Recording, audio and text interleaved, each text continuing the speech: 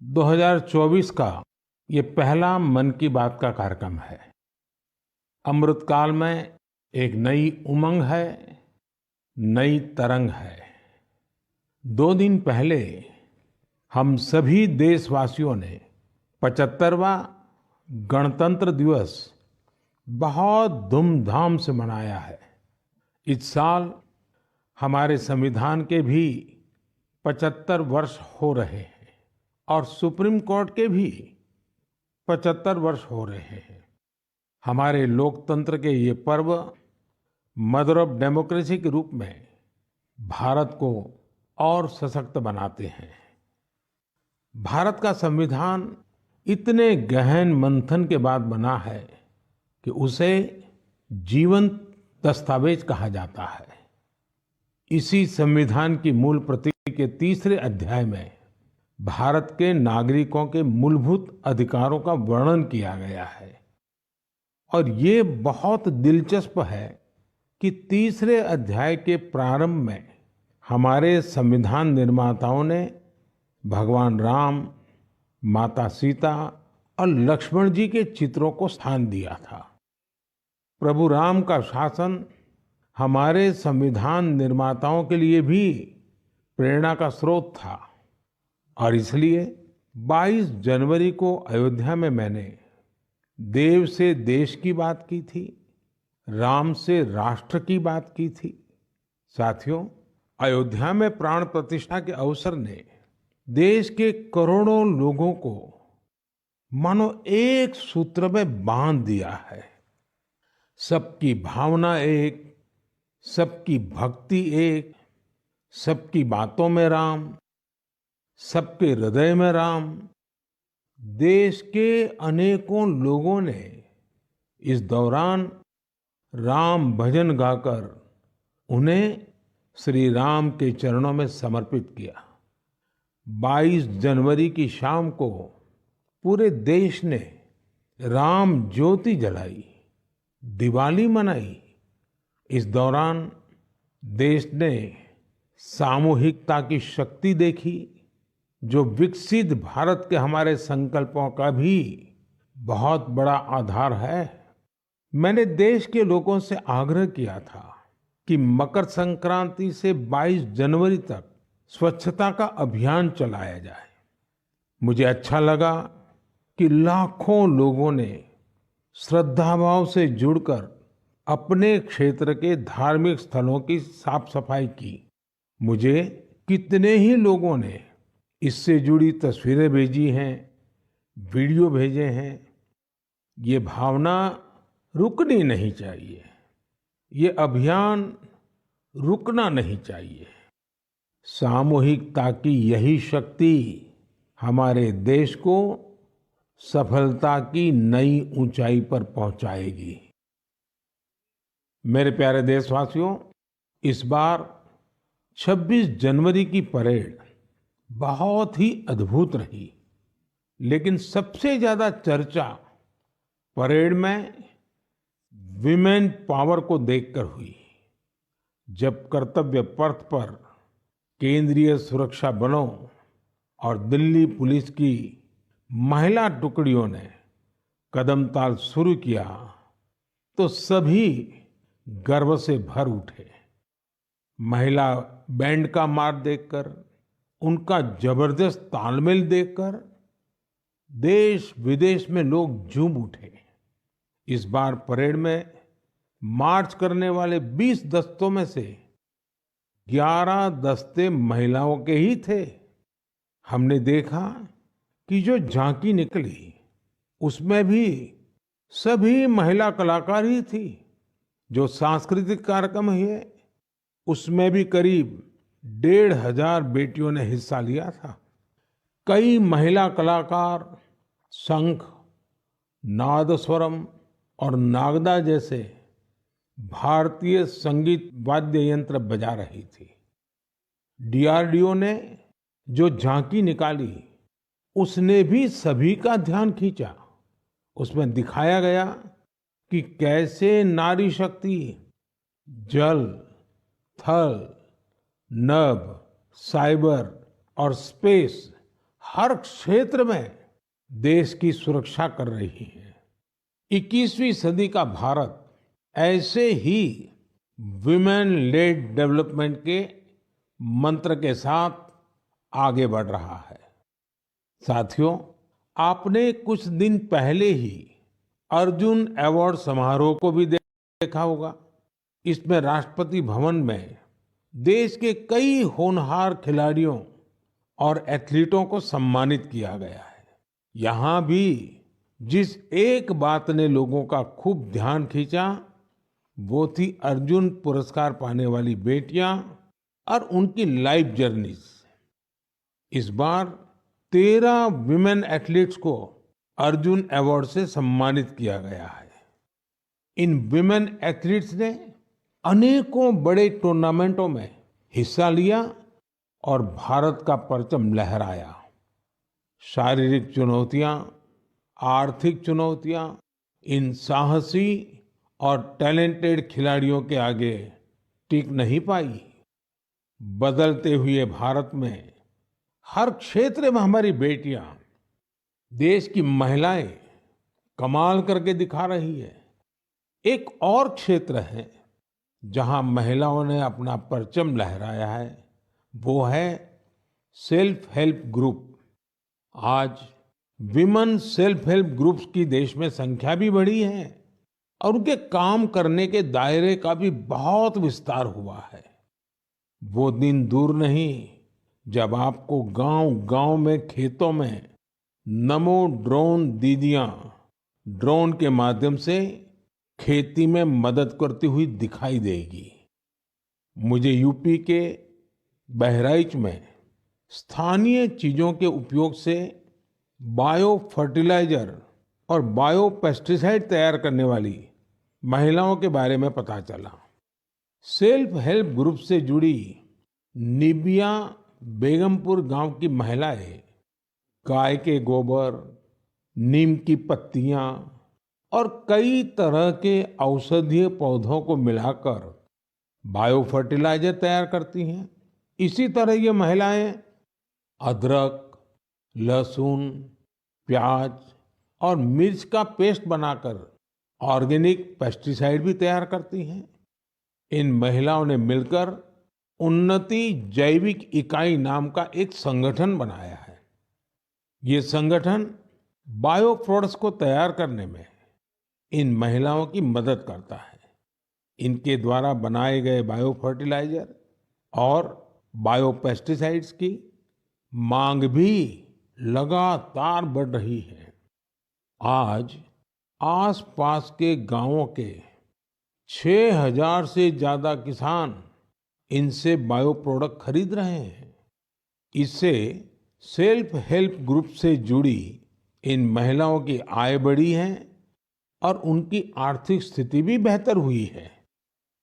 मेरे प्यारे देशवासियों, मन की बात में हम ऐसे देशवासियों के प्रयासों को सामने लाते हैं जो निस्वार्थ भावना के साथ समाज को, देश को सशक्त करने का काम कर रहे हैं।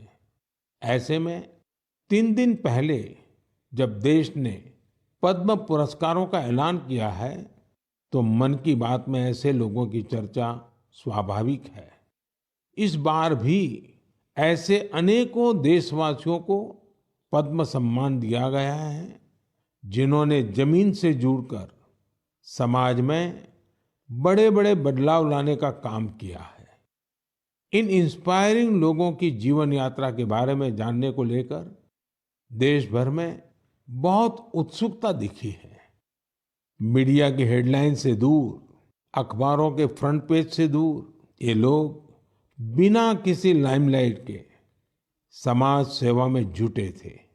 हमें इन लोगों के बारे में पहले शायद ही कुछ देखने सुनने को मिला है, लेकिन अब मुझे खुशी है कि पद्म सम्मान घोषित होने के बाद ऐसे लोगों की हर तरफ चर्चा हो रही है।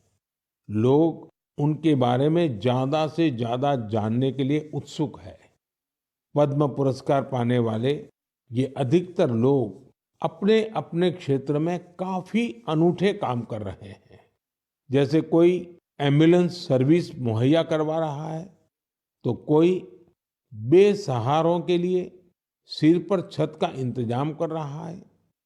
कुछ ऐसे भी हैं जो हजारों पेड़ लगाकर प्रकृति संरक्षण के प्रयासों में जुटे हैं। एक ऐसे भी हैं जिन्होंने चावल की 650 से अधिक किस्मों के संरक्षण का काम किया है। एक ऐसे भी हैं जो ड्रग्स और शराब की लत की रोकथाम के लिए समाज में जागरूकता फैला रहे हैं। कई लोग तो सेल्फ हेल्प ग्रुप, विशेषकर नारी शक्ति के अभियान से लोगों को जोड़ने में जुटे हैं। देशवासियों में इस बात को लेकर भी बहुत प्रसन्नता है कि सम्मान पाने वालों में 30 महिलाएं हैं।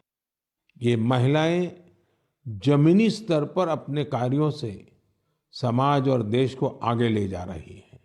साथियों, पद्म सम्मान पाने वालों में हर किसी का योगदान देशवासियों को प्रेरित करने वाला है।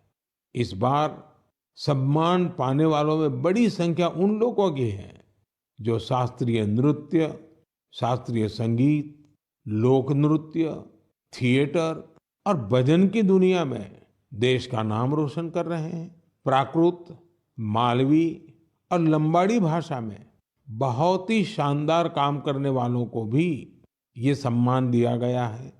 विदेश के भी कई लोगों को पद्म पुरस्कार से सम्मानित किया गया है, जिनके कार्यों से भारतीय संस्कृति और विरासत को नई ऊंचाई मिल रही है। इनमें फ्रांस, ताइवान, मेक्सिको और बांग्लादेश के नागरिक भी शामिल हैं। साथियों, मुझे इस बात की बहुत खुशी है कि पिछले एक दशक में पद्म सम्मान का सिस्टम पूरी तरह से बदल चुका है। अब ये पीपल्स पद्मा बन चुका है। पद्म सम्मान देने की व्यवस्था में कई बदलाव भी हुए हैं। अब इसमें लोगों के पास खुद को भी नॉमिनेट करने का मौका रहता है। यही वजह है कि इस बार 2014 की तुलना में 28 गुना ज्यादा नॉमिनेशंस प्राप्त हुए हैं। इससे पता चलता है कि पद्म सम्मान की प्रतिष्ठा, उसकी विश्वसनीयता, उसके प्रति सम्मान हर वर्ष बढ़ता जा रहा है। मैं पद्म सम्मान पाने वाले सभी लोगों को फिर अपनी शुभकामनाएं देता हूं। मेरे प्यारे देशवासियों, कहते हैं हर जीवन का एक लक्ष्य होता है। हर कोई एक लक्ष्य को पूरा करने के लिए ही जन्म लेता है। इसके लिए लोग पूरी निष्ठा से अपने कर्तव्यों का पालन करते हैं। हमने देखा है कि कोई समाज सेवा के माध्यम से, कोई सेना में भर्ती होकर, कोई अगली पीढ़ी को पढ़ाकर अपने कर्तव्यों का पालन करता है।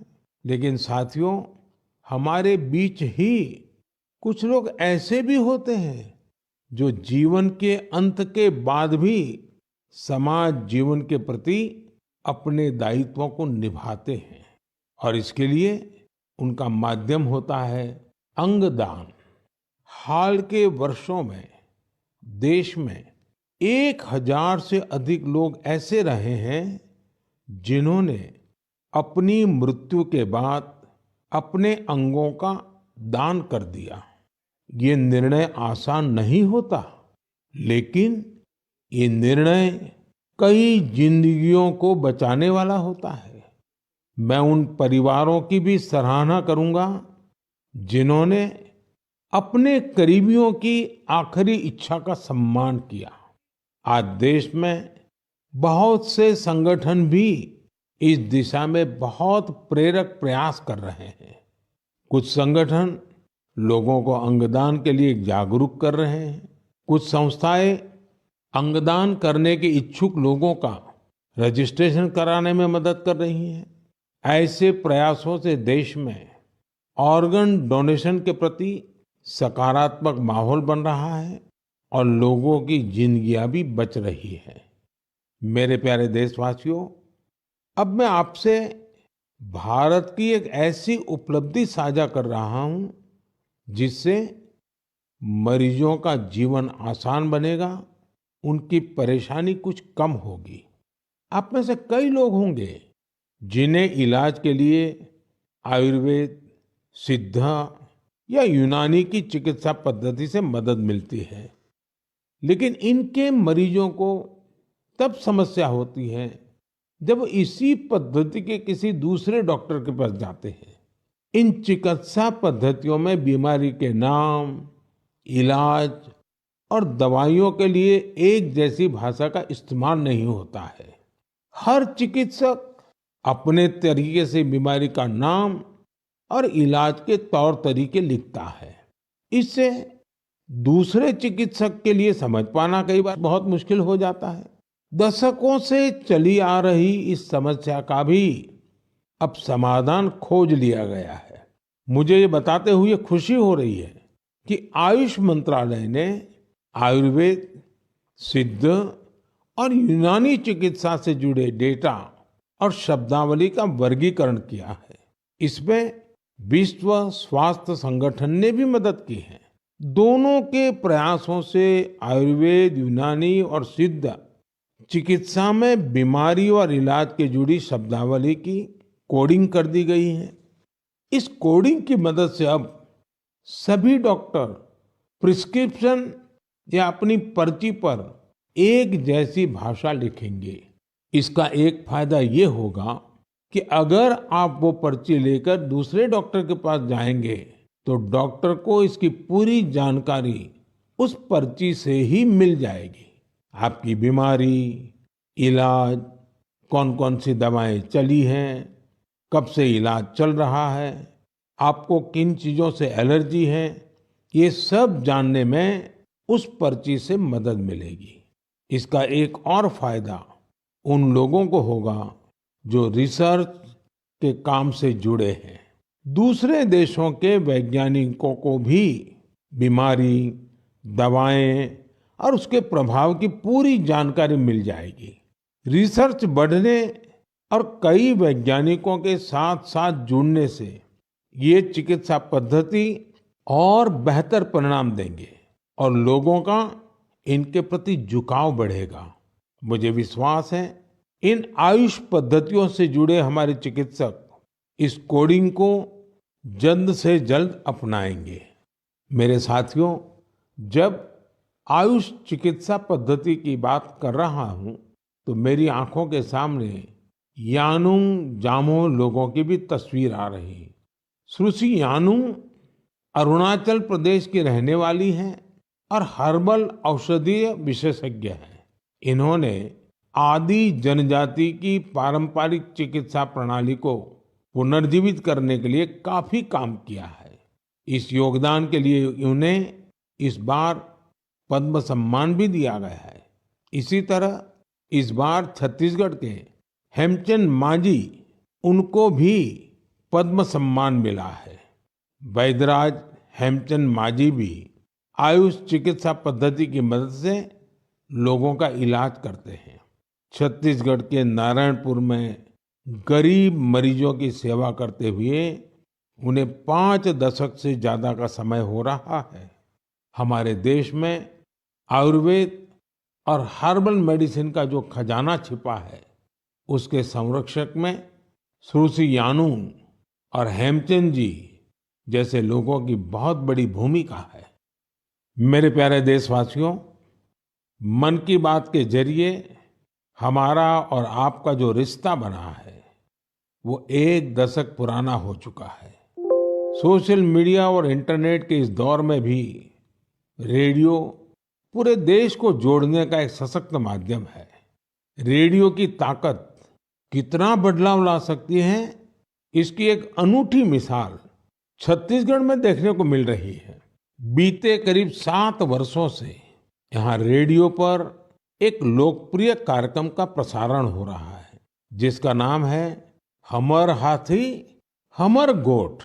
नाम सुनकर आपको लग सकता है कि रेडियो और हाथी का भला क्या कनेक्शन हो सकता है, लेकिन यही तो रेडियो की खूबी है। छत्तीसगढ़ में आकाशवाणी के 4 केंद्रों अंबिकापुर, रायपुर, बिलासपुर और रायगढ़ से हर शाम इस कार्यक्रम का प्रसारण होता है। और आपको जानकर हैरानी होगी कि छत्तीसगढ़ के जंगल और उसके आसपास के इलाके में रहने वाले बड़े ध्यान से इस कार्यक्रम को सुनते हैं। हमर हाथी हमर गोठ कार्यक्रम में बताया जाता है कि हाथियों का झुंड जंगल के किस इलाके से गुजर रहा है। ये जानकारी यहाँ के लोगों के बहुत काम आती है। लोगों को जैसे ही रेडियो से हाथियों के झुंड के आने की जानकारी मिलती है, वो सावधान हो जाते हैं। जिन रास्तों से हाथी गुजरते हैं, उधर जाने का खतरा टल जाता है। इससे जहां एक और हाथियों के झुंड से नुकसान की संभावना कम हो रही है, वहीं हाथियों के बारे में डेटा जुटाने में मदद मिलती है। इस डेटा के उपयोग से भविष्य में हाथियों के संरक्षण में भी मदद मिलेगी। यहाँ हाथियों से जुड़ी जानकारी सोशल मीडिया के जरिए भी लोगों तक पहुंचाई जा रही है। इससे जंगल के आसपास रहने वाले लोगों को हाथियों के साथ तालमेल बिठाना आसान हो गया है। छत्तीसगढ़ की इस अनूठी पहल और इसके अनुभवों का लाभ देश के दूसरे वन क्षेत्रों में रहने वाले लोग भी उठा सकते हैं। मेरे प्यारे देशवासियों, इसी 25 जनवरी को हम सभी ने नेशनल वोटर्स डे मनाया है। ये हमारी गौरवशाली लोकतांत्रिक परंपराओं के लिए एक अहम दिन है। आज देश में करीब करीब 96 करोड़ मतदाता है। आप जानते हैं ये आंकड़ा कितना बड़ा है? ये अमेरिका की कुल जनसंख्या से भी करीब 3 गुना है। ये पूरे यूरोप की कुल जनसंख्या से भी करीब 1.5 गुना है। अगर मतदान केंद्रों की बात करें तो देश में आज उनकी संख्या करीब 10.5 लाख है। भारत का हर नागरिक अपने लोकतांत्रिक अधिकार का इस्तेमाल कर पाए, इसके लिए हमारा चुनाव आयोग ऐसे स्थानों पर भी पोलिंग बूथ बनवाता है जहां सिर्फ एक वोटर हो। मैं चुनाव आयोग की सराहना करना चाहूंगा, जिसने देश में लोकतांत्रिक मूल्यों को मजबूत करने के लिए निरंतर प्रयास किए हैं। साथियों, आज देश के लिए उत्साह की बात ये भी है कि दुनिया के अनेक देशों में जहां वोटिंग परसेंट कम हो रहा है, भारत में मतदान का प्रतिशत बढ़ता जा रहा है। 1951-52 में जब देश में पहली बार चुनाव हुए थे, तो लगभग 45% वोटर्स ने ही वोट डाले थे। आज ये आंकड़ा काफी बढ़ चुका है। देश में न सिर्फ वोटरों की संख्या में वृद्धि हुई है, बल्कि टर्नआउट भी बढ़ा है। हमारे युवा वोटरों को रजिस्ट्रेशन के लिए ज्यादा मौके मिल सके, इसके लिए सरकार ने कानून में भी परिवर्तन किया है। मुझे ये देखकर भी अच्छा लगता है कि वोटर्स के बीच जागरूकता बढ़ाने के लिए सामुदायिक स्तर पर भी कई प्रयास हो रहे हैं। कहीं लोग घर घर जाकर वोटर्स को मतदान के बारे में बता रहे हैं, कहीं पेंटिंग बनाकर, कहीं नुक्कड़ नाटकों के जरिए युवाओं को आकर्षित किया जा रहा है। ऐसे हर प्रयास हमारे लोकतंत्र के उत्सव में अलग अलग रंग भर रहे हैं। मैं मन की बात के माध्यम से अपने फर्स्ट टाइम वोटर्स को कहूंगा कि वो वोटर लिस्ट में अपना नाम जरूर जुड़वाएं। नेशनल वोटर सर्विस पोर्टल और वोटर हेल्पलाइन ऐप के जरिए वो इसे आसानी से ऑनलाइन पूरा कर सकते हैं। आप ये हमेशा याद रखें कि आपका एक वोट देश का भाग्य बदल सकता है, देश का भाग्य बना सकता है। मेरे प्यारे देशवासियों, आज 28 जनवरी को भारत की 2 ऐसी महान विभूतियों की जन्म जयंती भी होती है, जिन्होंने अलग अलग कालखंड में देशभक्ति की मिसाल कायम की है। आज देश पंजाब केसरी लाला लाजपत राय जी को श्रद्धांजलि दे रहा है। लाला जी स्वतंत्रता संग्राम के एक ऐसे सेनानी रहे जिन्होंने विदेशी शासन से मुक्ति दिलाने के लिए अपने प्राणों की आहुति दे दी।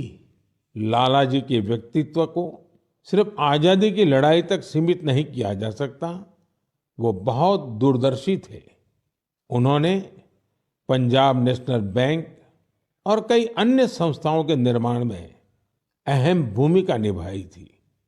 उनका उद्देश्य सिर्फ विदेशियों को देश से बाहर निकालना ही नहीं, बल्कि देश को आर्थिक मजबूती देने का विजन भी उनके चिंतन का अहम हिस्सा था।